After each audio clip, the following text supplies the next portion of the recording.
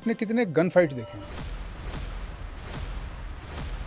सबसे important combat experience कौन सा था? जो इलाका हॉस्टाइल है उसमें जिस रास्ते से आप जा रहे हो उस रास्ते से वापस कभी मत आओ। उसी रास्ते से वापस गए हम और आईडी फटी। आपका सर फेवरेट वेपन कौन सा था? VZ-58 I heard some rifles can dislocate your shoulder. .50 Barrett M1 grand rifle, .50 nitro express. अगर आप केयरफुल नहीं हो तो it can dislocate. Noise discipline, boot से लेकर ब्रीदिंग तक, ये भी ध्यान रखा जाता है। उसने अपनी पोजीशन जाहिर कर दी और थोड़ी देर में मैं सिर में लिया उसको। क्या ऐसा हुआ है कि आपको एक्सट्रैक्ट करना पड़ा हो in gun fire and you are being chased? No one chased us, people ran. Scout कैसे काम करता है? वहां से लोग निकलने शुरू हुए, मतलब पूरी की पूरी पार्टी थी उनकी। Later on we had an encounter. Incident हम सुनते हैं सर, ऑपरेशन आरटीजी। क्या मैं जान सकता हूँ आप? उससे ठाकुर बंधा हुआ था, इधर वाले से गौतम राजवंशी बंधा हुआ था कि अंतिम दम तक वो यही सोच रहा था कि मैं भी निकलूंगा, और जबकि उसकी टांगे वांगे टूटी हुई थी। और यही इंडियन आर्मी की ट्रेनिंग है।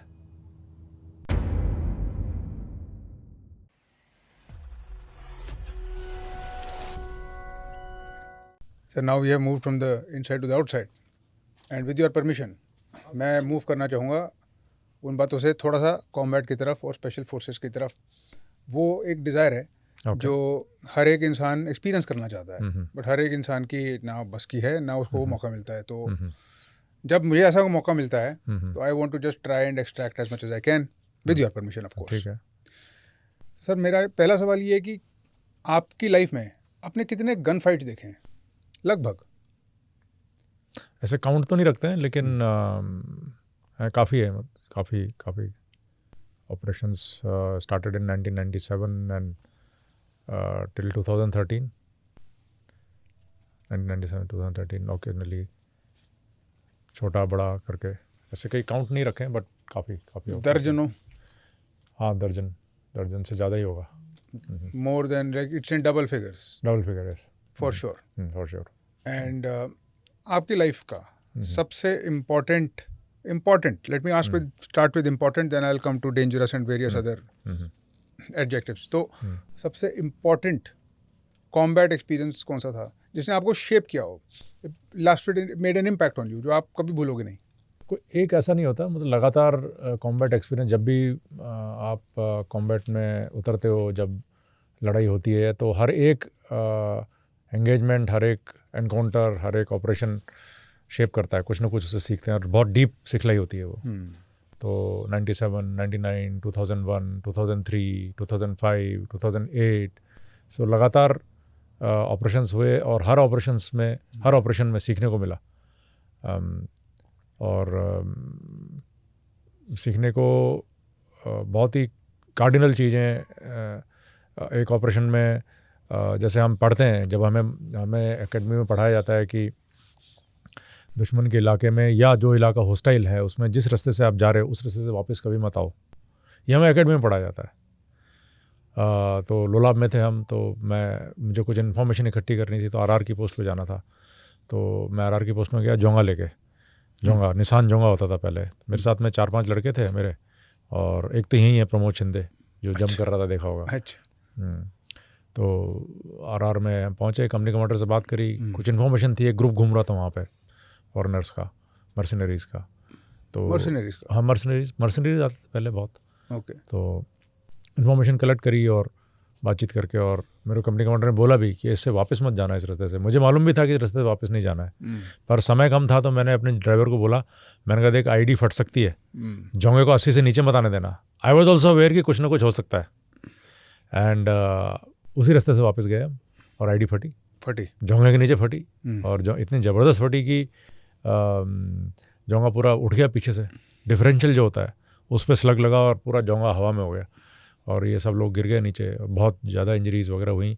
Nothing was fatal luckily, because the differential पे स्लग लगा आईडी का। जब आईडी फटती है तो नीचे से एक, मतलब it's kind of a cone which comes up, you know, when something blasts, so the differential took the blast impact, और टेढ़ा हो गया वो नीचे से। Differential is pure iron, you know, pure iron. हाँ, तो वो टेढ़ा हो गया और जोंगा नीचे ऐसे हवा में गया और नीचे आया, नीचे पिछला हिस्सा उठ गया पूरा, एंड बहुत बड़ा क्रेटर। तो वो एक लेसन था कि जो किताब में जो लिखा गया है, जो सिखलाई दी जा रही है, वो सिखलाई है, वो पसीने और खून से लिखी गई सिखलाई है। तो उसको हमेशा याद रखना चाहिए। तो वो एक भयंकर लेसन था। उसके बाद में कभी ऐसी मिस्टेक नहीं करी। तो बच गए सब, इंजर्ड हुए, प्रमोद बहुत इंजर्ड हुआ, सब इंजर्ड हुए, मेरे कान में भी मतलब काफ़ी दिन तक दर्द रहा। But so that was a very tough lesson. Tough lesson. Yes. ऐसे कौन से लेसन हैं सर जो आपके खून और पसीने से लिखे गए हैं जो किताबों में नहीं है, जो आप किसी जनरली सब किताबों में मिलता है। अच्छा। सब मिलता है। क्योंकि जो बुक्स लिखी जाती हैं, जो टैक्टिक्स की बुक लिखी गई हैं और जो जिस पे ट्रेनिंग चलती है, वो इतनी डीपली रिसर्च्ड है। इतने ऑपरेशंस हुए हैं और उन ऑपरेशंस को कल आउट करके वो लेसन्स निकाले जाते हैं। तो ऐसा कुछ नहीं है फौज में जो हुआ नहीं है पहले। जैसे हमारी एक मैनुअल ऑफ मिलिट्री लॉ होता है, MIML बोलते हैं उसको, आर्मी रूल्स होते हैं। तो उसमें हर एक चीज़, मतलब क्या एक इंडिविजुअल गलती कर सकता है और उस गलती की उसको डील कैसे करना है, हर चीज़ लिखी हुई है। आपको कोई भी ऐसा इंसिडेंट नहीं है जो कुछ घटना हुई और आपको मैनुअल में नहीं मिलेगा। मैनुअल में 100% मिलेगा। 100% मिलेगा। आप सोचोगे अरे ये ऐसा कैसे कर सकता है, अब देखो इसका क्या करना है, मैनुअल देखो, मिल जाएगा। अच्छा वो इसने ये किया है, तो मैनुअल आपको बताता है करना क्या है। But situational awareness, no manual can teach you that because it's happening. Situation awareness, manuals don't teach, but then you know that those are the guidelines. Thereafter आप प्रैक्टिस करते हो, आप ट्रेनिंग करते हो और आप कंटिजेंसीज की ट्रेनिंग करते हो कि क्या गलत हो सकता है और क्या सिचुएशन हो सकती है, उसको आप ग्राउंड पे ट्रेनिंग करते हो।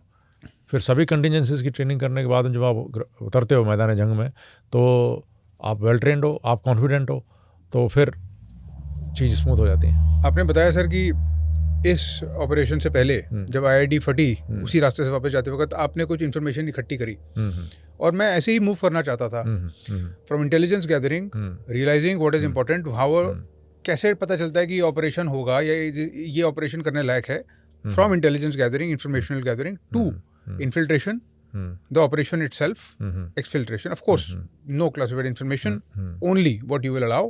तो information gathering और intelligence पे मैं आता हूँ सर, कैसे गैदर करी जाती है information, how do you cultivate an informant? कोई भी ऑपरेशन जब प्लान होता है तो सबसे इम्पॉर्टेंट चीज़ होती है कि आपका एम क्या है।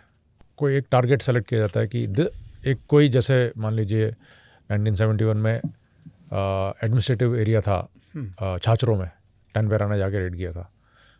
100 किलोमीटर्स इनसाइड था वो, जैसलमेर की तरफ। तो पूरी इन्फॉर्मेशन थी उस एडमिनिस्ट्रेटिव, और वो एडमिनिस्ट्रेटिव हब जो था वो पाकिस्तान आर्मी को सपोर्ट कर रहा था। तो ये डिसाइड किया कि इसको अगर हम निकाल देंगे तो सपोर्ट जो है वो एडमिनिस्ट्रेटिव सपोर्ट जो जा रहा है वहाँ से इतना क्रूशियल, वो बंद हो जाएगा। तो वो इम्पोर्टेंट चीज़ थी। अब उसको जाना कैसे है, तो सबसे वहाँ पे है क्या, तो एडमिनिस्ट्रेटिव बेस था, तो वहाँ पे दुश्मन की नफरी क्या है, उनके पास हथियार कौन कौन से हैं, उसका एक्सटेंट क्या है, उसके पास में कहाँ से, अब हम जा रहे हैं रेड करने के लिए, पूरी 1 लाख आर्मी तो जाएगी नहीं, कोई 30-40 आदमी जाएंगे। अब वो 30-40 आदमी जाके स्ट्राइक करेंगे तो कहाँ से उसको सपोर्ट आ सकता है, कितनी देर में आ सकता है, कितना आ सकता है, क्या हथियार और क्या गोला बारूद वो लेके आ सकते हैं, और टारगेट कितना रेजिस्टेंस दे सकता है। और फिर आपने स्ट्राइक करने के बाद में आपको निकलना कहाँ से है, तो रूट आउट, रूट इन। रूट आउट इसकी रूट, जिस रूट से आप टारगेट में घुस रहे हो, और रूट इन जब हम वापस आ रहे हैं। तो पूरा एनालिसिस होता है। सबसे पहले आप टारगेट को देखते हो, उसका एक्सटेंट क्या है, उसमें नफरी क्या है, हथियार क्या है, टारगेट में कहाँ से सपोर्ट आ सकता है, उसका आप एनालिसिस करते हो। उसके बाद में जब हम रूट आउट, रूट इन की जो रास्ते हैं उसका टेरेन का एनालिसिस करते हैं, रास्ता सेलेक्ट करने के लिए कि इसमें छुपाव कितना है, इसमें दुश्मन के और कौन कौन से पोस्ट इंटरफेयर कर सकते हैं, सरप्राइज़ हम कैसे मेंटेन करेंगे, और फिर जब एक बार स्ट्राइक हो गई तो जल्दी से जल्दी कहाँ से पहुँचेंगे, और बिना पकड़े गए, बिना एम्बुश में फंसे हुए। अगर आप रास्ता ही गलत चुन लो कि आप ऐसा रास्ता चुनो कि दुश्मन की पोस्ट के से होते, तो फिर तो ख़त्म ही है। सरप्राइज़ ख़त्म होते ही तुरंत रिएक्शन आएगा। Do you want to know who you really are? आप कुछ चीज़ों में एक्सेल क्यों करते हो, आप कुछ चीज़ों में एक्सेल क्यों नहीं कर पाते? These things are unlocked when you understand personality. Psychometric psychology बहुत एडवांस हो चुकी है। दुनिया का सबसे एडवांस, सबसे वेल रिसर्च पर्सनैलिटी टेस्ट है बिग 5।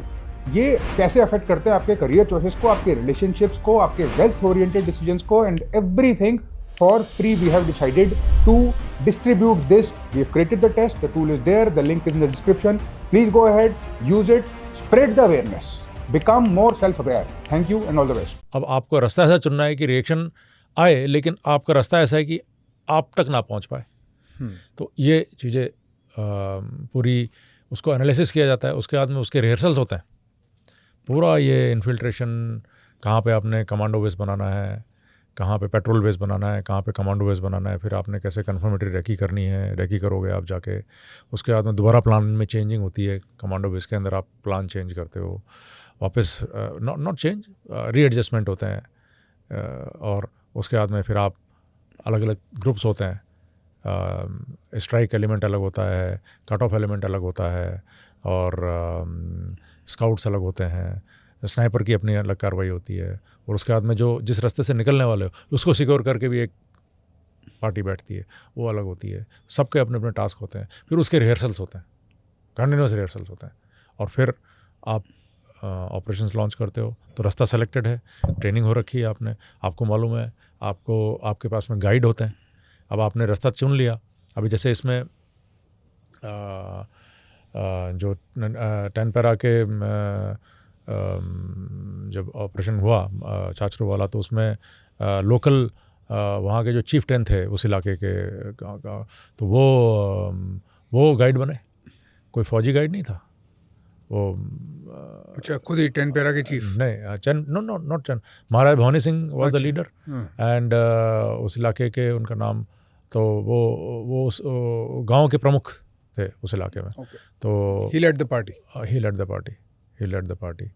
उनको लोग बोलते हैं कि he used to run cross border, you no.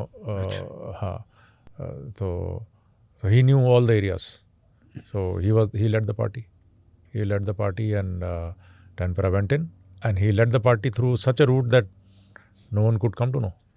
रात में चलते थे, दिन में छुप जाते थे, और 100 किलोमीटर गए, जोंगो में गए, जोंगो और जीप में, और पाकिस्तानी उसको डिस्ट्रॉय करके वापस आ गए। तो पूरा रूट एनालिसिस होता है, और फिर आप टारगेट के पास जाकर देखते हो कि कैसा है अभी, क्या सिस्टम है, कितना कहाँ क्या एक्सटेंट है, कहाँ कौन सा हथियार लगा है, वो रेकी होती है। फिर वापस आके उसका एडजस्टमेंट होता है, फिर स्ट्राइक होती है। स्ट्राइक होने के बाद में अब वापस बाहर निकल रहे, वो रूट भी रेकीड है, ऑलरेडी सिक्योर्ड है, ऑलरेडी उसको सिक्योर कर रखा है, पार्टी बैठी है। नॉट दैट कि पूरे रूट पे हम लग के बैठे हैं, लेकिन एट द क्रूशल पॉइंट्स जहाँ पे कहीं से रिएक्शन आने की संभावना होती है, वहाँ पे ऑलरेडी लोग होते हैं, और तुरंत फिर पार्टी डिसएंगेज करके और एक्सफिल्ट्रेट कर जाती है। इस चैनल पे एक वीडियो जो भी आप देखते हो takes a lot of time, lot of effort and lot of thinking. मैं बहुत ऑब्सेसिवली सोचता हूँ कि मैं किस गेस्ट से किस टाइप के सवाल पूछूं, बट ये तो सिर्फ मेरा रोल है। मेरे अलावा camera, mic, sound, guest outreach, guest management, everybody involve is looking forward to seeing the channel grow. और चैनल ग्रोथ का सबसे ऑब्वियस और क्लियर मेट्रिक होता है subscriber base. It really matters to us with one click of yours. It will be a show of strength, it will be a show of support, and therefore I would like to request you on behalf of the whole team to please do subscribe to the channel अगर आपको हमारा कोई भी content अच्छा लगता है। एक picture है सर, आपने शायद देखी हो, 0 Dark 30, जिसमें SEAL Team 6 goes in to kill Osama bin Laden. और उस पिक्चर में जो दिखाया गया है रिहर्सल्स, उसमें दिखाया गया कि पूरा का पूरा एक मॉकअप बनाया जाता है उस जगह का, उसके आर्किटेक्चर के हिसाब से, और उसके बाद टीम्स मूव करती हैं, अलग अलग परम्यूटेशन कॉम्बिनेशन उनको सिखाए जाते हैं ऑन द स्पॉट। वहाँ पर जो लोग होते हैं उनके नाम तक उनको याद होते हैं, ताकि वो अगर कोई पीछे कवर लेके खड़ा है तो उसका नाम लेके बुलाएं, वो अपनी गर्दन दिखाए, और उसको फिर वो they are able to shoot. And they did the operation quite well, but उसके बाद भी कंटिजेंसीज हुई। 2 हेलीकॉप्टर गए, एक हेलीकॉप्टर was destroyed, और फिर Osama bin Laden was killed, his wife was killed. There weren't many weapons, only one or two weapons were there. That level of rehearsal, क्या हमारे ऑपरेशंस जब होते हैं तब उस लेवल का रिहर्सल होता है? यस, बिल्कुल मॉकअप्स बनते हैं, मॉकअप्स वगैरह रिहर्सल्स होते हैं। Rehearsals are very serious rehearsals, and each individual knows what he is required to do in the operation, and he rehearses that his role, so that there is it's a very very well oiled machine when it goes for operation. How many times, sir, if I can ask roughly, are they rehearsed? तो जो मैंने अभी जैसे मैं एक operation जो Loktak operation है, उसमें हमने 30 रिहर्सल किए थे, 30 in 45 days, 30 rehearsal, every night rehearsal. तो 30 रिहर्सल्स एंड जब ऑपरेशन हुआ तो 4 मिनट में ख़त्म था एंड इट वाज लड़कों ने बोला कि सर ये तो मतलब ट्रेनिंग ज़्यादा हार्ड थी, ये तो कुछ लगा ही नहीं हमें and that was the real operation. We went in, we struck and we neutralised 9 and we got those 9. Yeah. So and the amount of ammunition, the amount of weapons, 3,500 तो राउंड थे, हथियार 13-14 हथियार थे. जी हाँ. हाँ. और उस ऑपरेशन में हमें कोई सपोर्ट नहीं था, हमें कोई ना हेलीकॉप्टर का ना कैजुअल्टी एवोकेशन का, because of middle of the lake. जो भी होता, अगर कैजुअल्टी होगी तो आप शोर पे लेके आओगे. वो फ्लोटिंग आइलैंड्स थे, वहाँ तक जाना ही मुश्किल था, पहुँच नहीं पाते थे लोग. तो 30 रिहर्सल किए और रिहर्सल हुए, ट्रेनिंग इतनी हुई कि जब ऑपरेशन हुआ तो सबको बड़ा लगा कि ये तो ट्रेनिंग तो इतनी हार्ड थी और ये तो पता ही नहीं लगा. सर जब आप इंफॉर्मेशन गैदर करते हैं ऑन द ग्राउंड, तो क्या आपके साथ कभी ऐसा हुआ है कि आपको डबल क्रॉस कर दिया गया हो, या जो आप कल्टिवेट कर रहे थे वो नहीं निकला हो और you are deliberately led into a trap? नहीं, ऐसा नहीं हुआ, मेरे साथ में नहीं हुआ ऐसा. कांगो में मैं था, वहाँ पे तो हमारे एक जो मैं उसमें था, disarmament, demobilisation, repatriation, rehabilitation team, DDRRR बोलते हैं उसको. तो उसमें we used to approach the rebel group left right and then get those people out to surrender. And lot of people came out with AK-47s and surrendered, lot of rebels. So one boy was working with us, and then that group came to know. That's what we realized, they came to know, and he was caught. He was caught. He was working generally for UN. He was caught. So only that incident. Otherwise, never double cross. Like we go very careful. We are very careful. You come to know double cross. Double cross you come to know.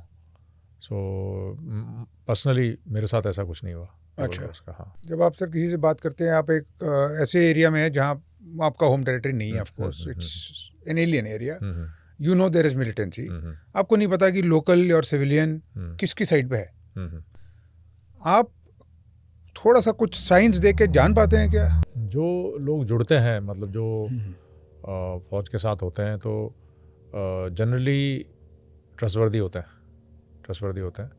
और ऐसे आप किसी को भी at random जाके अपने साथ नहीं जोड़ते हो. तो एक बहुत ही केयरफुल प्रोसेस होता है इस सब चीज़ का. और जो भी व्यक्ति जुड़ता है उसके पूरी बैकग्राउंड नॉलेज होती है, उसके पूरे परिवार की नॉलेज होती है. तो इस तरीके से कोई आके मूर्ख बना दे, ऐसा नहीं होता. ऐसा नहीं होता जी. सर एक कॉमन सेंसिकल सवाल है, मुझे नहीं पता ये सवाल वाजिब है नहीं है, पर मैंने सुना है कि इन्फॉर्मेंट्स के मोटिवेशंस अलग अलग हो सकते हैं. पैसा इज द पैसा है मोटिवेशन. पैसा तो सर पैसा तो एक बड़ी फिकल सी मोटिवेशन हुई. हाँ, पैसा है और थ्रेट टू लाइफ. तो इस फिकलनेस, रिवेंज, ये तीन motivation, threat to life, revenge and money. आपके पास 3 टाइप के अगर इन्फॉर्मेंट हो, हाँ, एक के पास पैसा इन मोटिवेशन है, एक के पास थ्रेट टू लाइफ और एक के पास रिवेंज, आप किस पे ज़्यादा ट्रस्ट करेंगे और क्यों? Threat to life and revenge. Because मेरे को जान बचानी है. अगर मैं नहीं करूँगा और अगर वो रहते हैं तो मैं ही चला जाऊँगा. तो वो सबसे बड़ा है कि मेरे को अपनी जान बचानी है. तो सर सेल्फ प्रिजर्वेशन ज़्यादा मोटिवेटिंग फैक्टर है? Self preservation absolutely. की रिवेंज? सेल्फ प्रिजर्वेशन रिवेंज बाद में आता है, क्योंकि मेरे भाई को मार दिया इन्होंने, मेरी माँ को मार दिया, एंड ही स्टेट मेरे पिता को मार दिया, and he is ready to risk his life, because every operation is risk to life. And वो तो चले ही गए ऑलरेडी, और अब ये भी अपनी जीवन को दांव पे लगा रहा है, तो क्या वो लगाएगा? तो लेकिन मेरे को ही मार देंगे. अगर ये नहीं ख़त्म हुए तो मैं ख़त्म हूँ. वो सबसे बड़ा मोटिवेटिंग फैक्टर वो होता है जी. और फिर पैसा. आपके पास अगर एक सिचुएशन है सर, सपोज कीजिए कि आपके पास इन्फॉर्मेंट्स हैं. अब ऑब्वियसली एज अ सोल्जर हमारा सबसे बड़ा कर्तव्य और फील्टी, लॉयल्टी हमारे मिशन की तरफ है और हमारे स्क्वाड की तरफ है. इन्फॉर्मेंट की तरफ कितनी है? Is it disposable asset sometimes? Is it part of the family? No. Those who are working with us, they are not disposable. Full care is taken. they are being looked after and they are just not disposable. Then only they will work. And they are part of family, they are part of team. They are part of unit. So they become one of us. Like that. And it is for all special forces. All special forces like that. You must have heard a lot of such stories from American special forces in Afghanistan. There are movies to that. Yes, I was actually thinking about that. That informant who saved the American special forces operator was taken out from Afghanistan and taken to US. I was talking about that. Yeah. So, ये realistic है. Realistic, absolutely realistic. Because otherwise no one will work. No one will come forward.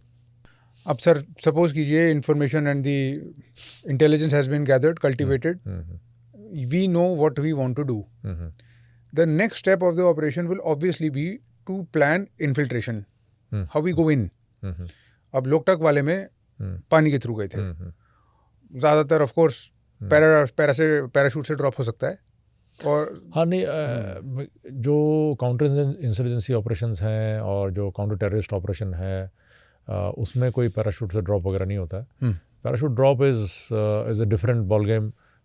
It will happen only on a very very you know big scale. The scale is the level of conflict is full scale war. अच्छा तभी scale war. Yes. Then only the parachute infiltration will take place. Otherwise, you know, for counter-terrorist operation, counter-insurgency operation, such assets are not used. Not used. तो counter insurgency में we basically go hunting. हाँ वो hunting है. मतलब वो भी एक पूरा जैसे राष्ट्रीय राइफल्स को आप देखोगे कश्मीर में राष्ट्रीय राइफल्स है बहुत सक्सेसफुल मॉडल है जी. तो उनकी ग्रिड लगी हुई है पूरी. मतलब every 3 kilometers you will find one post. They do suffer, they get, you know, they also get ambushed and they do suffer. But more or less, the situation was brought under control because of Rashtriya Rifle Grid. Rashtriya Rifles की grid थी और उन्होंने इतना काम किया है, इतना intelligence gathering उनको थोड़े दिन में सब पता लग जाता है. उनकी इंटेलिजेंस सोर्सेज और इंटेलिजेंस नेटवर्क इतना अच्छा है कि कुछ भी होगा within 3-4 days they will come to know कि someone has come in the area. अच्छा. And within a week, 10-15 days, in a month, that person will get neutralized. Some do last, but ultimately, once you pick up the weapon or you have infiltrated from across, your days are numbered. Within 1 year, that person is taken off. 1 साल के अंदर उसको भेज देते हैं. He departs from this world. आप किस हद तक ध्यान रखते हैं अपने एग्जिट रूट का और अपने इन्फिल्ट्रेशन रूट का with regards to dogs and sentries? And the reason I ask is because आपका जो लोकटक ऑपरेशन था मैंने ध्यान से सुना. Sentry neutralisation is a very critical aspect of it. आपको पहले से पता होता है. Are there surprises to it? How critical is infiltration and how do you counter the contingencies? Most critical is infiltration only. अगर सरप्राइज आपका infiltration में loss हो गया तो पूरा ऑपरेशन खत्म है. इन्फिल्ट्रेशन में ही अगर आप कंप्रोमाइज़ हो गए तो ऑपरेशन ख़त्म है. तो सबसे क्रिटिकल पार्ट तो सरप्राइज मेंटेन करना है और उसके बाद में आप टारगेट के नज़दीक पहुंचते हैं, आप उसकी रेकी करते हैं और उसके बाद में आप स्ट्राइक करते हैं. वो तो बाद में आता है लेकिन सबसे पहले टारगेट तक तो पहुंचो. सही बात है. उसमें सर मैंने सुना है दैट मून फेज इन्फिल्ट्रेशन होती है कोई चीज़. We look at the moon phase also to that extent. Moon phase quarters होते हैं. मून के 4 क्वार्टर होते हैं. तो जनरली मून फेज अगर आप जंगल में चल रहे हैं तो if you are in 3rd quarter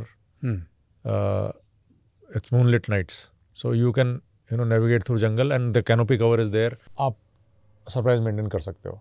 but अगर आप ओपन एरिया में हो और आप मून फेज में हो तो पकड़े जाओगे. तो उसके लिए फिर डार्क नाइट्स चाहिए. तो first phase 2nd quarter, 1st quarter, 2nd quarter में हम जाते हैं तो डार्क नाइट में इन्फिल्ट्रेशन होता है. बिल्कुल dark night. Terrain analysis, maps, satellites और ग्राउंड कवर, ग्राउंड रेकी, आप क्या प्रेफर करते थे?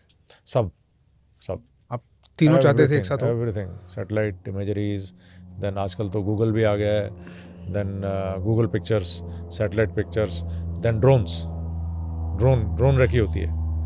ड्रोन्स जाते हैं, यूएवीज जाती हैं. तो ये सभी जगह पे यही हो रहा है अभी. अब तो मतलब everything is so transparent You look at Russia war, Ukraine war, Israel war, everyone is having drone. शादियों के अंदर ही ड्रोन उड़ा रहे लोग. राइट. हाँ, इधर भी हर एक के पास में ड्रोन है. ड्रोन है. हाँ, Right. तो बिना ड्रोन के तो है ही नहीं. तो वो तो बहुत ज़रूरी है अभी. अभी तो route planning, everything is Drone. while people are moving, that time there is a drone cover. Right. आगे क्या चल रहा है वही पता लग जाता है. साथ चलता है हाँ, ड्रोन. हाँ. सर, ये डेड ग्राउंड क्या होता है, कैसे यूज़ करा जाता है? डेड ग्राउंड जो है जहाँ पे दिख नहीं रहा, ना नज़र देख रही है, ना ही ड्रोन देख पा रहा है. ओके. मान लो कैनोपी कवर इतना ज़्यादा है जहाँ पे आप, तो डेड ग्राउंड हो गया वो. या ग्राउंड के फोल्ड ऐसे हैं, कोई वैली है कि आपकी वैली ऐसी है, इधर भी क्लिफ है, इधर भी क्लिफ है, like this, and you are walking hugging the cliff. तो दैट्स डेड ग्राउंड. जहाँ से नज़र भी नहीं देख पा रही, ना ऊपर से देख रहे, नहीं कहीं से देख पा रहे हो. That's dead ground. And route planning में बड़ा काम आता है. अगर डेड ग्राउंड है, ऐसे डेड ग्राउंड्स हैं जहाँ पे हम छुप सकते हैं और छुपाव में हम अपना रास्ते को प्लान कर सकते हैं, तो उसको यूज़ किया जाता है. नॉइज डिसिप्लिन, बूट से लेकर ब्रीदिंग तक, ये भी ध्यान रखा जाता बिल्कुल है. बिल्कुल ध्यान रखा जाता है.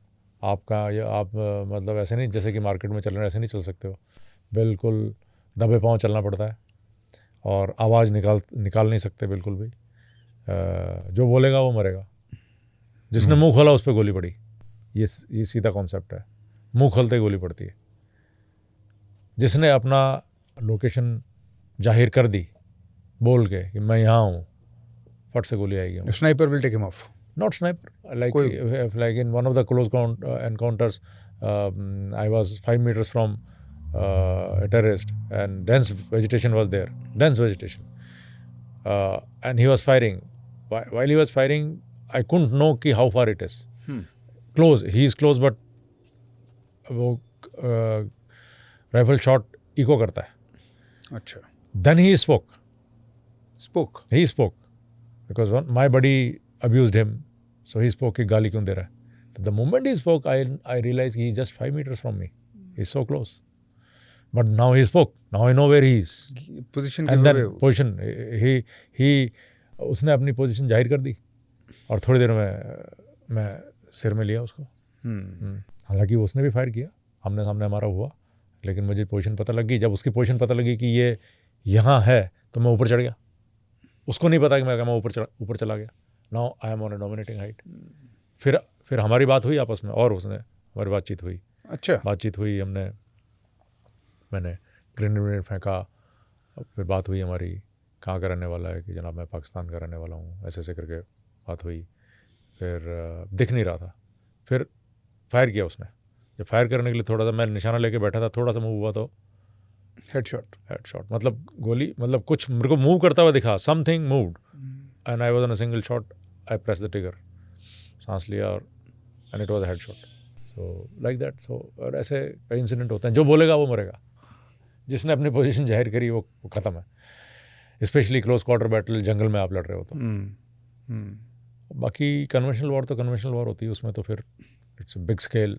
हाँ, तो पता ही है कौन कहाँ है, पता ही है.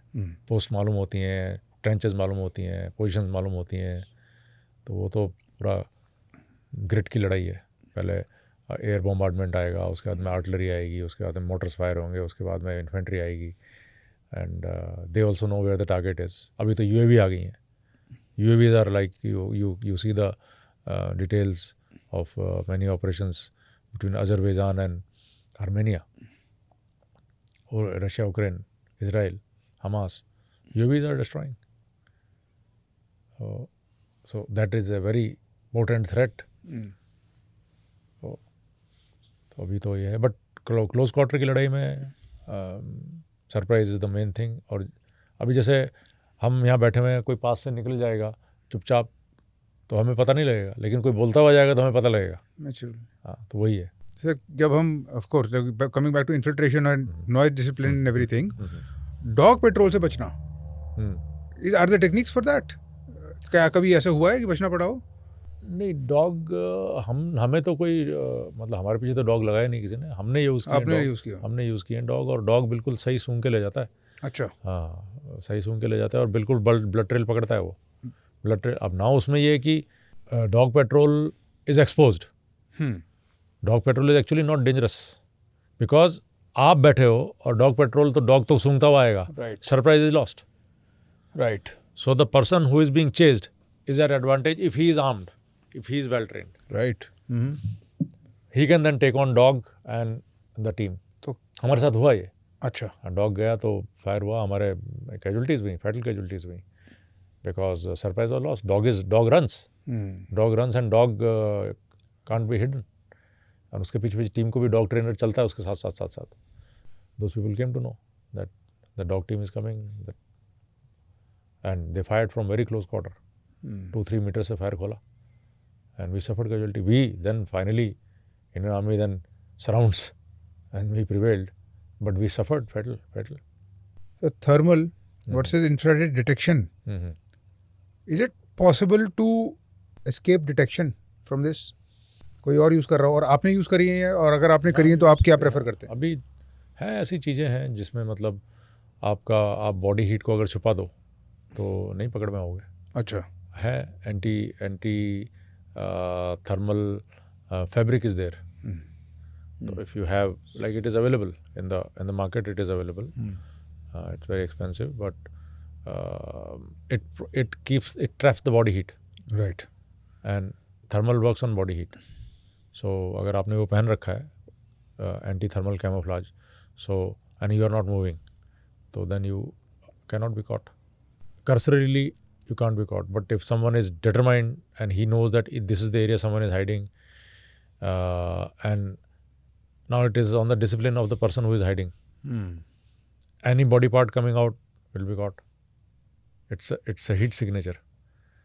So how well कितने अच्छी तरीके से कैमोफ्लाज किया है और जो थर्मल लेके बैठा हुआ है उसका क्या डिसिप्लिन है, तो ये सब डिपेंड करता है उस पर. सर मैं एक्सट्रैक्शन पे आ जाऊँ आपकी परमिशन से. एक्सट्रैक्शन कितने तरीके की होती है? एक्सट्रैक्शन एक होता है कि physical extraction, that you go and you extract someone. एक होता है हेलीकॉप्टर से एक्सट्रैक्शन, स्टाई बोलते हैं, small team insertion extraction technique. So helicopter से जाते हैं, रस्सा लटका देते हैं, उसमें कैराबिनर लगे होते हैं. You just hook up and helicopter lifts. So you are hanging below the helicopter on a rope and you are taken out immediately. No wastage of time. Helicopter comes, rope is dropped, and there are carabiners. You are wearing a harness, hook up, and the 6 men hanging below the helicopter can taken out within seconds. So that is tie technique. Then is physical, like team goes, your buddies are engaged in combat, लड़ाई चल रही है और आप गए और आपने उनको एक्सट्रैक्ट किया. सर वाटरबॉर्न एक्सट्रैक्शन भी होती है? वाटरबॉर्न भी होती है, वाटरबॉर्न एक्सट्रैक्शन भी होती है. डिपेंड कहाँ पे लड़ाई हो रही है, कहाँ पे आपका टीम फंसी हुई है, कहाँ पे एक्सट्रैक्शन की ज़रूरत है. तो उसी तरीके से फिर उसकी प्लानिंग होती है, उसी तरीके से इक्विपमेंट होता है, उसी तरीके से आपके पास में साजो सामान होता है. और कभी आपको इवैक्यूएट करना पड़ा है सर? Have you been? मैं तो एवरेस्ट के ऊपर 2001 में हेलीकॉप्टर से आई वाज फर्स्ट टाइम चढ़ रहा था, तो ज़्यादा एक्सर्शन कर दिया तो हो गया मेरे को upper respiratory tract infection, URTI, और 104-105 वेरी हाई फीवर. तो फिर उस वक्त रॉयल नेपाल आर्मी होती थी, तो उनका हेलीकॉप्टर आया और मेरे को बेस कैंप से निकाल के ले गए. फिर then I got back and climbed. You got back despite the fever? या आफ्टर 3 days फीवर सबसाइडेड. फिर डॉक्टर से मैंने, वहाँ नेपाल आर्मी के डॉक्टर्स थे, अच्छे भले लोग, उनको मैंने झूठ बोला कि भाई मैं तो ठीक हूँ बिल्कुल, और आप कह नहीं आप चढ़ नहीं सकते एवरेस्ट, तो यू कैन नॉट क्लाइम. तो मैंने कहा नहीं मैं एवरेस्ट नहीं चढ़ूँगा, मैं तो यहीं पे भारतीय गोरखा सैनिक निवास है वहाँ रहूँगा और टीम को एडमिनिस्ट्रेटिव सपोर्ट करूँगा. तो मान गए मेरी बात, छोड़ दिया और मैं सीधे लुकला पहुँचा एयरपोर्ट पे. वहाँ से लुकला से फिर पैदल चल के बेस कैंप पहुँच गए और टीम ज्वाइन कर ली. लीडर ने पूछा हमारे थे उस वक्त ब्रिगेडियर के दैट टाइम वाज कर्नल, ये तो ठीक है. मैंने कहा ठीक है सर चांस दो, तो उन्होंने दे दिया. He was kind enough. And then I learned my lesson. I climbed up. I submitted. Sir coordinations और सिग्नल्स मुझे पता है, ये मैं डिटेल में नहीं पूछूंगा. Smoke versus flare versus infrared strobe, कब कौन सा क्यों यूज़ किया जाता है? स्ट्रोब लाइट तो जब आपने थर्मल इमेजर्स लगाए हुए हैं, नाइट साइट लगी हुई हैं, एंड आपके जो ग्राउंड पे जो फोर्सेज हैं उनके पास में स्ट्रोब लाइट्स हैं, तो वो थर्मल इमेजर जो है, और night sight catches the strobe and you can direct, मतलब यू कैन होम ऑन, जो कि नेकेड आई नहीं देख सकती है। तो स्ट्रोब जो है वो सरप्राइज मेंटेन करने के लिए होता है। बाकी फायर, स्मोक, उसमें सरप्राइज लॉस होता है। बट ये सब इंडिकेट करते हैं कि ग्राउंड पे आप कहाँ हो। जैसे हेलीकॉप्टर, आप फायर फाइट हुई है, जंगल है और हेलीकॉप्टर ऊपर होर कर रहा है, अब उसको कैसे पता लगेगा आप कहाँ हो? तो फिर आप स्मोक फेंकते हो, तो स्मोक का पिलर उठता है, आप फिर वो डिटेक्ट कर लगे हो कि यहाँ से स्मोक निकला है, तो वहीं लैंड करता है। Otherwise it is very difficult, बहुत मुश्किल होता है कि कैनोपी कवर के अंदर लोगों को डिटेक्ट करना, अपनी टीम को पहुँच पाना। हाँ, और स्ट्रोब रात के लिए, अब रात में आप आग लगाओगे या फ्लेयर फायर करोगे तो सब जगह पता लग जाएगा। स्ट्रोब है तो ऊपर से आएगा, उसके पास में भी नाइट साइट है, वो देख लेगा अच्छा ओके ये यहाँ पे है। राइट सर, टीम कॉम्पोजिशन और स्पेशलाइजेशन, मैं एक स्पेशल फोर्सेस ऑफिसर से बात कर रहा था, उन्होंने मुझे बताया एक प्राइमरी स्पेशलाइजेशन होती है और एक सेकेंडरी। और टीम में उन्होंने बताया टिपिकली काउंटर इंसर्जेंसी ऑपरेशंस में 4 या 5 लोगों की टीम ही होती है। तो क्या मैं पूछ सकता हूँ सर कि आपकी प्राइमरी और सेकेंडरी स्पेशलाइजेशन क्या थी? मेरी प्राइमरी डेमोलिशन थी, सेकेंडरी कम्युनिकेशन थी। Demolition and communication. And demolition would mean that you are an expert at explosives. And that includes IEDs, everything. किस किस टाइप के एक्सप्लोजिव्स होते हैं सर जो टिपिकली यूज होते हैं? आजकल तो प्लास्टिक एक्सप्लोजिव्स आ गए हैं, शेप चार्जेस आ गए हैं, एंड फ्लेक्सिबल चार्जेस आ गए हैं, charges which are very difficult to detect, वैसे चार्जेस आ गए हैं। अब आपके इंजनिटी पे है कि आप उसको कैसे यूज़ करोगे और कैसे करोगे। अभी तो पूरा ये साइलेंट चार्जेस हैं, लाइक आपने बिल्डिंग के अंदर चार्जेस लगाए in the foundations, building will just come down like this, not going anywhere, just it falls straight. Yeah, so that is a total different ball game nowadays. This is proper architectural demolition. Architectural demolition. ये भी आजकल सिखाया जाने लगा है। And in demolition, what types of weapons are there? Projectile weapons? Shape charges हैं, projectile weapons भी होते हैं। अब जैसे flame throwers हैं। Flame throwers. It's kind of a charge which you fire, right. and the whole bunker bloods. Right. So it is kind of a charge, you know. It's a rocket launcher also, and it is a charge also. That charge you fire a charge goes inside the bunker, and there's a concussion effect, and you know, the whole bunker blasts, and it creates a heat, fireball inside, which sucks the oxygen, and so this is how, that is also part of demolition. आपका sir favourite weapon कौन सा था? मेरे को एक podcast में आपने बताया कि you preferred a VZ-58 VZ-58 Czechoslovakian rifle, without a scope, ऐसे ही point blank, open sights. And you are a good shot, I'm sure. I'm a good shot. When you say good shot, what is the measure of that good shot? Because हम तो good shot को good shot समझते हैं, ऐसे versus is not a bad shot, but आप good shot बोलते हो। Good shot is that you hit the center mass. Consistently, Center mass. Center mass. Good shot is a person who places the bullet in close group. And despite चाहे कितनी भी सांस फूल रही हो, कितनी भी दिक्कत हो रही हो, किसी भी पोजीशन में आप लेटे हो, लेकिन जब आपकी गोली चलेगी तो सेंटर मास लेगी, वो गुड शॉट होता है। और क्या स्नाइपर बेटर शॉट होता है? Would a sniper be a better shot than you? Of course, sniper. मैंने करी है स्नाइपिंग। अच्छा। The sniper is a sniper. Sniper is with sniper rifle. But the basics जो मार्कमैनशिप के जो बेसिक होते हैं, वो स्नाइपर के अच्छे होते हैं, तभी वो स्नाइपर बनता है। सर क्या मैं पूछ सकता हूँ अपने क्यूरियोसिटी के लिए कि क्या बेसिक्स होते हैं मार्क्समैनशिप के? बेसिक्स सबसे पहले तो काम माइंड, दूसरा फोकस। अब मार्क्समैनशिप का बेसिक होता है कि आपने सबसे पहले ली साइट अलाइनमेंट किया, उसके बाद साइट पिक्चर ली, फिर आप वापस साइट अलाइनमेंट पे आए, और उसके बाद में फिर आपने साइट अलाइनमेंट रहते, टारगेट छोड़ दिया आपने, टारगेट इज़ ब्लर नाउ, और आपको दिख रही है फोरसाइट की टिप, और फिर आप सांस रोक के और फिर आप ट्रिगर दबाते हो, फिर आप फॉलो थ्रू करते हो। ये मार्क्समैनशिप का ये उसूल है, मतलब इस स्टेज पे। अब इसमें ये कहने के लिए आसान है, लेकिन वो साइट पिक्चर साइट अलाइनमेंट में ही गड़बड़ हो जाती है, क्योंकि टारगेट आप मार रहे हो टारगेट को, लेकिन आपका ध्यान कहाँ है? आपका ध्यान फोरसाइट की टिप के ऊपर है, और वहाँ आप सांस को रोकते हो, और वहाँ आप ट्रिगर स्विच कर रहे हो तो आप टारगेट आपको धुंधला दिखाई दे रही है, लेकिन आपको फोर साइड की टिप क्लियर दिखाई दे रही है, तभी गोली लगेगी। अच्छा। अगर आपने फोर साइड की टिप छोड़ दी और टारगेट देख लिया तो गोली नहीं लगेगी। तो और ये फिर मसल मेमोरी बन जाती है। और जो इसमें अच्छे होते हैं वही कंसिस्टेंटली सही मारते हैं, और उन्हीं में से स्नाइपर्स निकलते हैं। तो स्नाइपर्स छटते हैं इनमें से? बिल्कुल छटते हैं। स्नाइपर तो बहुत स्पेशलिस्ट काम है। तो स्नाइपर की ट्रेनिंग कैसी होती है? अलग होती है स्नाइपर की ट्रेनिंग, अलग। स्नाइपर की ट्रेनिंग फिजिकल फिटनेस तो है ही, मेंटल फिटनेस। आपको एक ही जगह पे 3-3 दिन 4-4 दिन बैठा के रखते हैं, एक ही पोजीशन में आप वेट कर रहे हो टारगेट का, यू कांट मूव। फिर अगर आप हाइड में बैठे हो, स्नाइपर हाइड है, तो आप अपना शिट वगैरह भी वहीं कर रहे हो, you can not move, you are disposing your shit there only. So that can उतना डिसिप्लिन।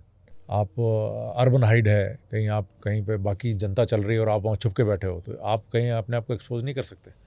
तो उस तरीके की ट्रेनिंग वो बहुत डिफ़िकल्ट ट्रेनिंग होती है। सबसे टफ ट्रेनिंग जो होती है वो स्नाइपर की ट्रेनिंग होती है कि आप कुछ नहीं कर रहे, आप बस लेटे हुए हो और आप 3-3 दिन वहीं पे रहो एक ही जगह पे, you are not moving, sniper body pair. तो वो उस तरीके की ट्रेनिंग जो है वो दी जाती है, हर एक फौज देती है। आपके साथ मैक्सिमम ड्यूरेशन क्या रही है इस सिचुएशन में? मैंने कभी ऐसा स्नाइपिंग वाला मैं नहीं ऐसे बैठा नहीं हूँ, बट ऑपरेशंस हमारे 7 दिन सेल्फ कंटेंट, 10 दिन सेल्फ कंटेंट अच्छा गए हैं। तो उसमें कई दिन हमने 4-4, 5-5 दिन एम्बुश में बैठे हैं, हाइड में बैठे हैं जिसमें सिर्फ इतने, जैसे ये कारपेट दिख रहा है, इतनी सी हाइड और उसमें 6 आदमी बैठे हैं।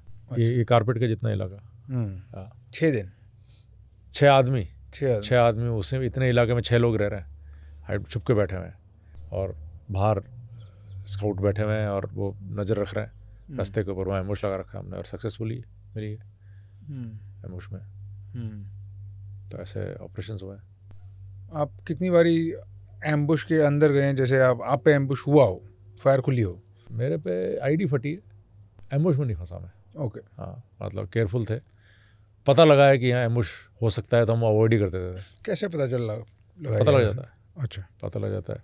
बार स्काउट्स जो आगे चलते हैं उनको मालूम पड़ जाता है। हमारे पास में बड़े अच्छे 21 पैरा SF में तगड़े स्काउट्स, तो दे विल नो।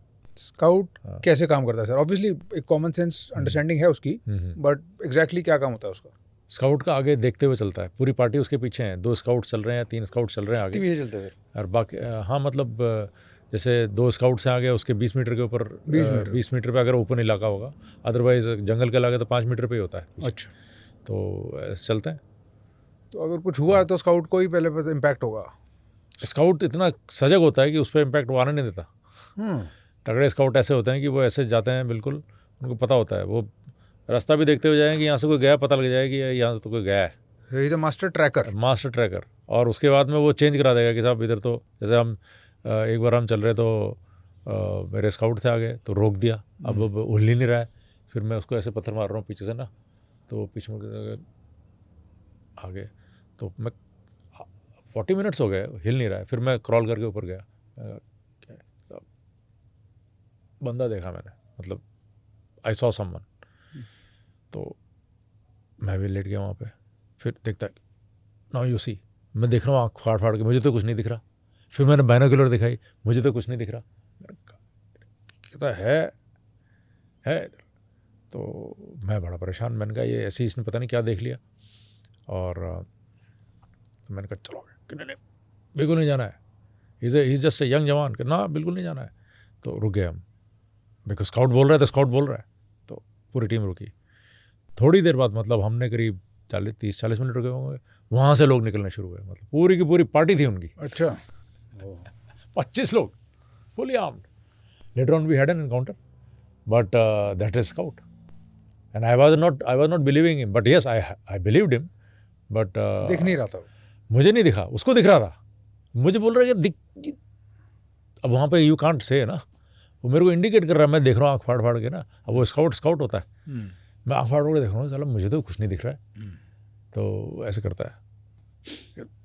फिर मैं देख रहा हूँ, मैं कहा अरे कहाँ है, मैं कहा मेरे को दिख रहा। नाउ यू कांट स्पीक, तो वैसे एक्सप्रेशन तक है, उधर है, मतलब चेहरा बनाएगा अपना ना। तो स्काउट इंसान को देखता है, उसके ट्रैक समझता है, आईडी भी पकड़ता होगा। हाँ, मतलब आईडी लगाने वाले पे है कि कैसे। आईडी जनरली नहीं पकड़ में आती है, अच्छा, छुपी हुई होती है, वो तो बहुत मुश्किल है। बट फटने भी पता चलेगी। फटने भी पता लगती है वो। That is why it is improvised explosive device and it is all hidden. But generally experience से पता लग जाता है कि ये रास्ता अवॉइड करो, अच्छा, मत जाओ इधर से। फिर भी कभी कभार हो ही जाता है कि फंस जाते हैं। सर जो वेपन्स की हम बात कर रहे थे, सप्रेस्ड वेपन्स, एक साइलेंसर लगाया जाता है जो पिक्चरों में ज़्यादातर देखा जाता है, क्या वो एक्यूरेसी खराब कर देता है या क्या होता है उससे? It's not long range, short range पे ही होता है। शॉर्ट रेंज पे होता शॉर्ट है। रेंज, हाँ। अच्छा, बिकॉज वो सप्रेसर है ना, सप्रेसर है तो एक्यूरेसी थोड़ी ख़राब होती है उससे। ये सर बुल पॉप डिज़ाइन क्या होता है? बुलपॉप डिज़ाइन में ट्रिगर आगे होता है और मैकेनिज्म, जो फायरिंग मैकेनिज्म होता है वो पीछे होता है। अच्छा, मैगजीन और फायरिंग मैकेनिज्म पीछे हो जाएगा और ट्रिगर आपका आगे है। तो आपका जो मूविंग पार्ट्स हैं वो कंधे से लगे हुए हैं, तो हथियार थोड़ा और स्टेबल हो जाता है और एक्यूरेसी बढ़ जाती है उससे। ओके, क्योंकि जो मूविंग पार्ट है वो आपके कंधे से लगे हुए हैं। दूसरा जो नॉर्मल डिज़ाइन है उसमें मूविंग पार्ट आपके ट्रिगर से आगे हैं। Right. यहाँ पे मूविंग पार्ट्स हैं, राइट, यहाँ पे तो आप जर्क आएगा तो हथियार थोड़ा सा इनएक्यूरेट होता है। लेकिन सपोज अब मैं ट्रिगर यहाँ है लेकिन मूविंग पार्ट मेरे कंधे से लगे हुए हैं, तो that is more stable. Right, तो ये फ़र्क होता है। Your body absorbs the shock, body absorb the shock and the moving part का जो वाइब्रेशन है वाइब्रेशन, वो that is absorbed by the shoulder. Sir कौन सी which rifle has the largest shock? Which I have heard some rifles can dislocate your shoulder. अब ये है 0.50 Barrett, अगर आप केयरफुल नहीं हो तो इट कैन डिसलोकेट। फिर उसके बाद पहले आती थी जैसे M1 grand rifle 7.62 into 64 M1 Garand, so that is again very powerful rifle. Nitro express 0.50 nitro express, double barrel, over under, इतना बड़ा राउंड होता था उसका। If you are not careful, if you are not powerful enough, it will dislocate your shoulder. It's so powerful. तो such rifles are there, but now all the rifles, because combat oriented rifles है, very new design, very state of art अभी बन रहे हैं हथियार, तो अब वैसा नहीं है। लाइट वेट बनाते हैं। हाँ, लाइट वेट है। इवन जैसे 0.50 बैरेट वगैरह है, उसमें भी शॉक एब्जॉर्बिंग सिस्टम ऐसा है कि रिकॉयल सिस्टम ऐसा है कि ले लेता है, मतलब कंधा तोड़ेगी नहीं। सर अटैचमेंट्स देखे मैंने पिक्चरों में और एक्चुअली गेम्स में भी।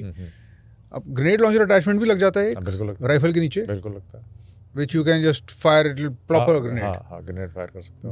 Then there are attachments like flashlights तो लगते ही हैं, लेजर स्टैंडर्ड लोडआउट सब होता है। लेजर साइट्स के अंदर भी लेजर होता है। किसी भी ऑपरेशन में जाने से पहले अटैचमेंट्स की भी सिलेक्शन बहुत केयरफुल होती होगी। वो टास्क पे डिपेंड करता है कि जैसे अगर मैं स्नाइपर हूँ तो मैं अपने पास sniper scope, day sight, sniper night sight, वो सब होगा मेरे पास में। बाकी हथियारों पे नॉर्मल राइफल जो जा रही हैं उन पे नाइट साइट कितनी लेके जानी है, डे साइट्स कितनी लेके जानी है, तो वो सब पूरा सिलेक्शन होता है। टास्क के ऊपर डिपेंड करता है। Task dictates the equipment and the weapons and the ammunition. मैंने सुना है सर, क्या ये सच है कि AK-47 सबसे वर्सेटाइल राइफल है? बिल्कुल। कीचड़ लग जाए, पानी लग जाए, चलती है, मिस फायर नहीं करती है। सेकेंडरी स्पेशलिटी आपने कहा कि आपकी थी कम्युनिकेशन। हाँ। कम्युनिकेशन से क्या समझे हम? स्पेशल फोर्सेस के ऑपरेशन जो सेट्स होते हैं, जैसे HX सेट है, HB सेट है, VHF सेट है, UHF सेट है। क्या है सर ये कम्युनिकेशन वॉकी टॉकी है। अच्छा, वॉकी टॉकी VHF। उसके ऊपर फिर अल्ट्रा हाई फ्रीक्वेंसी सेट है, वो भी वॉकी टॉकीज होते हैं। फिर HF सेट होते हैं जो कि लॉन्ग रेंज सेट होते हैं। राइट, कि आप यहाँ से बैठ के आप दिल्ली बात कर सकते हो, यहाँ से बैठ के आप चेन्नई बात कर सकते हो, उस तरीके के वो HF सेट होते हैं सर। तो इनको सेट करना, इन पे कम्युनिकेशन करना, तो वो हमें सिखाया गया था। सर आप हाई ऑल्टीट्यूड वॉरफेयर स्कूल में थे, HAWS, वहाँ पर सर ऐसा क्या सिखाया जाता है? How is high altitude warfare different from altitude in से जंगल और डेजर्ट? क्या स्पेशल होता है वहाँ पर? पहाड़ में लड़ने का तरीका सिखाया जाता है। पहाड़ is a different ball game. तो पहाड़ में हाई एल्टीट्यूड के अंदर आप कैसे लड़ोगे, कैसे सर्वाइव करोगे, कैसे चलोगे, आप कैसे चढ़ोगे, कैसे आप खुद सेफ रखोगे और दूसरों को भी, अपनी टीम को सेफ रखोगे, कैसे आप किसी भी पहाड़ पे आपको चढ़ना है तो कैसे आप रूट का सिलेक्शन करोगे, कैसे आप रोप फिक्सिंग करोगे, कैसे आप कैंप सेटअप करोगे, कैसे आप एडमिनिस्ट्रेटिव सेटअप करोगे, और रात में किस तरीके से सर्वाइव करोगे, किस तरीके से हाइट बनाओगे बर्फ़ के अंदर, रॉक्स के अंदर, और किस तरीके से ऑपरेट करोगे। तो ये सारा का सारा उसमें सिखाया जाता है। और जो इंसिडेंट हम सुनते हैं सर, ऑपरेशन आरटीजी, वो वहीं की वारदात है? वहीं की, हाँ। क्या मैं जान सकता हूँ आपके शब्दों में क्या तो हुआ था? उसमें हम लोग 2023 में हमने एक फैकल्टी डेवलपमेंट प्रोग्राम होता है जिसमें इंस्ट्रक्टर्स की ट्रेनिंग होती है जी। तो उसके अंतर्गत हमें माउंट कुन चढ़नी थी। 7,135 मीटर्स माउंटेन है, तो टेक्निकल माउंटेन है, बहुत ज़्यादा टेक्निकल नहीं लेकिन अच्छी टफ माउंटेन है। और हॉस की टीम जुलाई में ही चढ़ के आई थी, तो हमने दोबारा वो फैकल्टी डेवलपमेंट प्रोग्राम लॉन्च किया। तो उस टीम में अलग होती लीड क्लाइंबिंग टीम, उसके बाद में सपोर्ट टीम, इस तरीके से होता है। और पहले एक लीड क्लाइंबिंग कर रही है, उसके बाद में दूसरी सपोर्ट कर रही है, एक्लिमेटाइज कर रही है, सपोर्ट कर रही है, उसके बाद चेंज हो जाता है। Second team becomes the first team comes back in support, like that. तो लीड क्लाइंबिंग टीम आगे थी, उसमें वही लोग थे बड़े काबिल माउंटेनियर जिन्होंने जुलाई के अंदर नुन चढ़ी थी, माउंट कुन चढ़ी थी। तो वो लोग आगे थे और उन्होंने रास्ता वगैरह खोल लिया। तो एक हमें लास्ट कैंप खोलना था, तो एक उससे लास्ट कैंप और कैंप 1 के बीच में एक वॉल है, very steep wall, around 80 degree incline है उसका। तो उस पर वो रोप फिक्सिंग कर रहे थे, मतलब रूट खोल रहे थे उसके ऊपर। और मैं कैंप 1 जा रहा था एक्लिमेटाइजेशन करने के लिए, और ये लोग कैंप 1 से कैंप 2 लास्ट कैंप था, तो उसका रास्ता खोल रहे थे। तो मैं जब नीचे से कैंप 1 के भी नज़दीक पहुंचने लगा तो मुझे वो वॉल दिखाई दे रही थी। सडनली वहाँ से तो अवलांच टूटा, अवलांच जैसे आवाज़ आई और मैं देख रहा हूँ कि बर्फ़ का भवंडर आ रहा है नीचे। मैंने कहा अवलांच, और मैंने मन ही बनाया कि मेरे लड़के ना हो वहाँ कहीं। और हम कैंप 1 पहुँचे, जैसे कैंप 1 में सामान वामान रखा, सडनली ऊपर से शाउट आई, अब अवलांच। और फिर कुछ हुआ कि साहब लड़के गए उसमें। तब फिर एक्लिमेटाइज भी नहीं था, मैं सीधा वहाँ से मतलब हमने ऊपर की तरफ रश किया। वहाँ आप एक्लिमेटाइज नहीं हो और आप चल रहे हो तो बहुत ताकत लगती है। तो जो पहले जो टीम थी वो 8 लोगों की टीम थी, 4 लोग जो थे वो जो लीड क्लाइंबिंग कर रहे थे वो अवलांच में आ गए, और उनसे पीछे 4 लोग थे जो सपोर्ट में थे, उसी टीम में एक ही साथ थे। तो वो 4 लोग अवलांच में आए और अवलांच ने उनको उड़ा दिया, और जो रोप फिक्स था वो रोप भी निकल गया। और अवलांच का फोर्स इतना था कि उन 4 को ले गया और नीचे एक बहुत बड़ा क्रवास था, उस क्रवास में डाल दिया। और ये जो 4 लोग जो पीछे बच गए थे, ये फिर फटाफट पहुँचे वहाँ पे किसी तरीके से रोप लगाते हुए, और उन्होंने खोदना शुरू किया। मैं भी करीब 2.5 घंटे में पहुँचा वहाँ, तब तक शाम हो चुकी थी। तो देख रहे हैं तो खोद के उन्होंने एक लड़का निकाला, he was dead, he was no more. और बाकी 3 का तो पता ही नहीं लगा कहाँ गए। फिर रात हो गई तो मेरे को ऑपरेशन कॉल ऑफ करना पड़ा।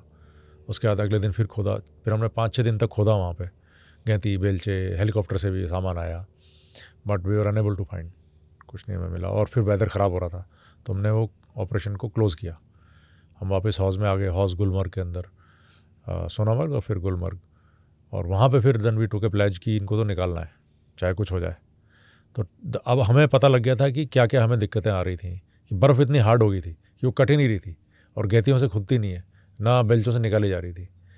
तो अगर वो बर्फ़ खोदनी तो क्या करेंगे। तो फिर वो हमारा पूरा इवॉल्व हुआ ऑपरेशन। तो हमने सारा सामान खरीदा, टेंटेज खरीदे। अब वहाँ पे हमको क्या हो रहा था कि रोज़ हमें करीब 3 घंटे चढ़ के जाना पड़ रहा था।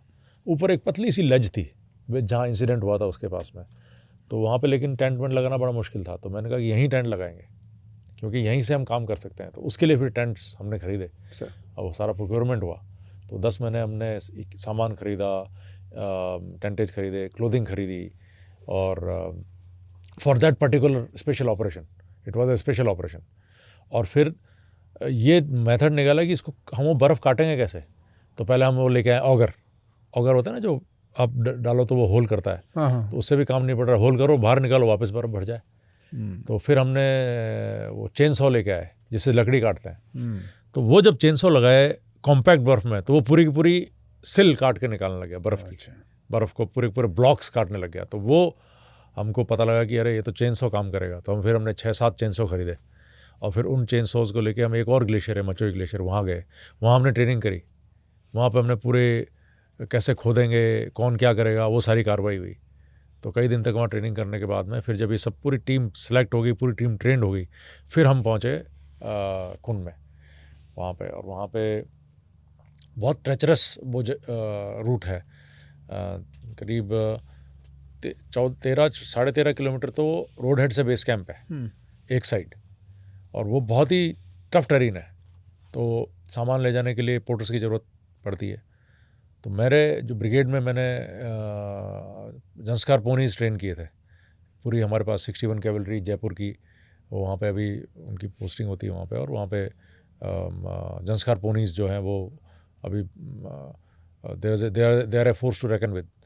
तो मुझे पता था कि यहाँ पे मतलब मेरे को घोड़े चाहिएंगे, तो मैंने बात वगैरह करके अपनी ब्रिगेड में और सीनियर अहदेदारों से बात करके वहाँ से घोड़े मंगा लिए थे। 20 घोड़े थे वो, और पोर्टर्स आए। लेकिन रास्ता इतना टफ था कि वो पोर्टर्स ने 3 दिन में जवाब दे दिया, वो निकल गए। तो जंस्कार पोनीज थे हमारे पास में, उनसे फिर सामान पुश हुआ ऊपर, और हम लास्ट कैंप तक पोनीज से लेके गए सामान। इतने टफ पोनीज होते हैं। और धीरे धीरे बिल्टअप हुआ। फिर हमने पूरा रास्ता खोला ऊपर तक। फिर वहाँ पे वो लेज थी एक बिल्कुल पतली सी, उस पर हमने टेंट्स लगाए जाके, और फिर 10 दिन तक खोदा जाके हमने वो जहाँ पे। फिर हमारे पास में रेकोरडार्स थे। रेकोरडार एक छोटी सी डिवाइस होती है, वो जैसे फ़ोन, अगर हाथ तेरे पास फ़ोन है या घड़ी है, उसकी चिप भी पकड़ के वो बीप करने लग जाता है। तो उसकी बीप से हमें पता लगा कि कहाँ कहाँ पे 3 जगह पे बॉडीज़ होंगी। उसके बाद हमने 80 फुट खोदा और 10 दिन तक खोदते रहे। और फिर धीरे धीरे करके आरटीजी मैंने ऐसे ही नाम रखा था, रोहित ठाकुर गौतम, हवलदार रोहित, हवलदार ठाकुर, बहादुर आले और Gautam Rajvanshi. As luck would have it, they came out in this sequence only. सबसे पहले हमें रोहित मिला, उसके बाद हमें ठाकुर मिला, उसके बाद हमें गौतम मिला। नाम मैंने पहले ही रखा था ऑपरेशन आरटीजी, रोहित ठाकुर गौतम। और जब हमें वो मिलने शुरू हुए तो सबसे पहले रोहित मिला, उसके बाद हमें ठाकुर मिला, फिर हमें गौतम मिला। और लेके आए फिर, मतलब क्लोजर था परिवार वालों को, एक क्लोजर मिला। और रोहित को शौर्य चक्र मिला।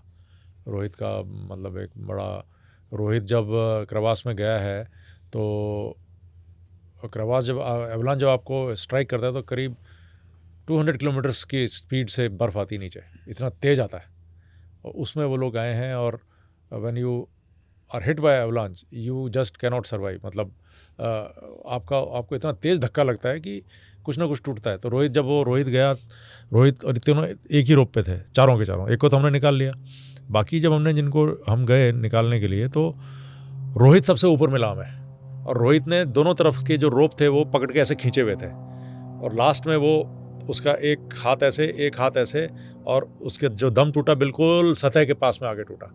और उसने दोनों तरफ से वो रोप, एक में एक बड़ी बंधा था, एक में दूसरा बड़ी बंधा था। और मैं ये कहता हूँ कि उसने पता नहीं किया कैसे, क्योंकि पूरा तो बर्फ़ में था वो, ऊपर कुछ नहीं, सारा अवलांच से जो बर्फ़ आई वो उसके ऊपर थी। उसमें भी वो अपने दोनों को उसको बचाने की कोशिश कर रहा था कि ये मेरे को रोप है, ये मेरे को रोप है, और मैं इनको ले जाऊँगा और मेरे को खींच लूँगा बाहर। तो वो चीज़ मैंने लिखी, मैंने डायरी में भी लिखी, मैं दिखाऊँगा। और उसका मैंने साइटेशन लिखा, तो उसको शौर्य चक्र मिला।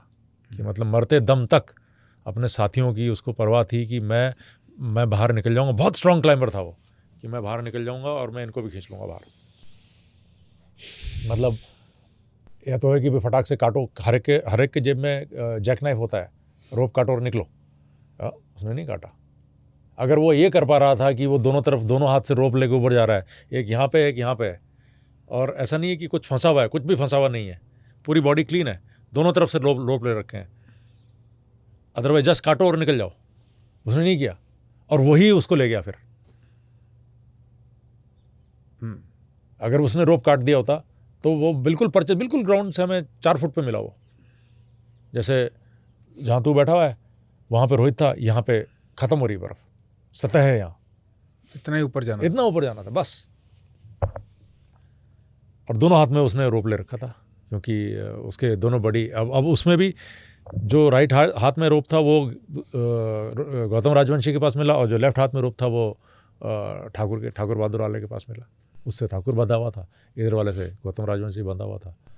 अगर उसने काटा होता तो वो निकल जाता। तो ये मैंने लिखा कि अंतिम दम तक वो यही सोच रहा था कि मैं भी निकलूँगा, और जबकि उसकी टांगें वांगें टूटी हुई थी, टांग टूट चुकी थी उसकी।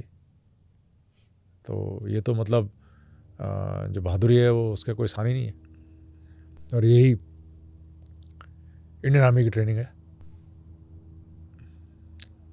और यही उसूल, यही परंपरा ने हमें फोर्स किया कि जाओ निकालो, छोड़ के नहीं आ सकते। तो हम गए, और सबको शक था कि अरे भाई, जो सीनियर्स होते हैं सबको उनको चिंता होती है कि भाई दोबारा नहीं हो जाए, कोई दूसरा ना चला जाए। तो तुम क्रवास में काम करोगे। मैंने कहा सर क्रवास में काम होगा, क्रवास तो खोदा जाएगा 80-80 फुट के ऊपर से अवलांच। मैंने कहा अवलांच आ सकता है, वही जगह है जहाँ अवलांच आया था, थोड़ा और भी आ सकते हैं।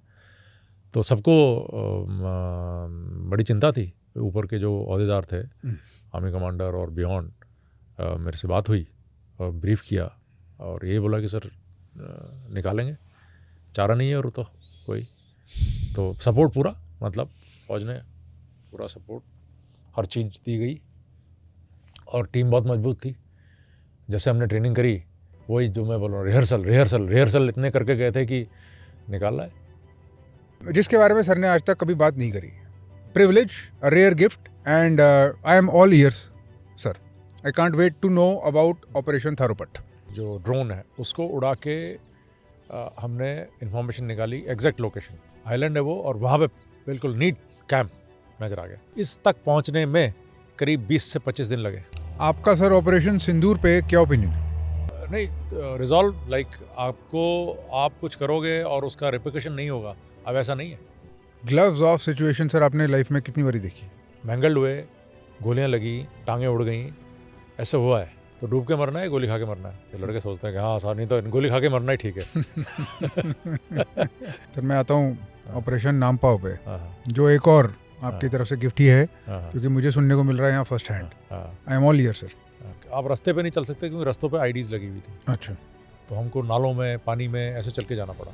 हमने रात में पूरा घेर लिया उसको। अगले दिन सुबह वो लोग आने शुरू हुए। मैंने अपनी टीम लगाई जिसमें मशीन गन्स और रॉकेट लॉन्चर्स, MGLs, एक असॉल्ट पार्टी वो अलग बैठी हुई है, स्काउट्स अलग बैठे हुए हैं। सर लेसन नंबर 3, हाँ, mount Nun, why is it close to your heart and what happened there? मैंने ऐसा SX मारी हुई थी, दूसरी SX मारी और टक पूरा निकल गया एकदम से, and I fell. So it is a very touching thing to close to my heart, because लड़कों ने जान की परवाह नहीं करी।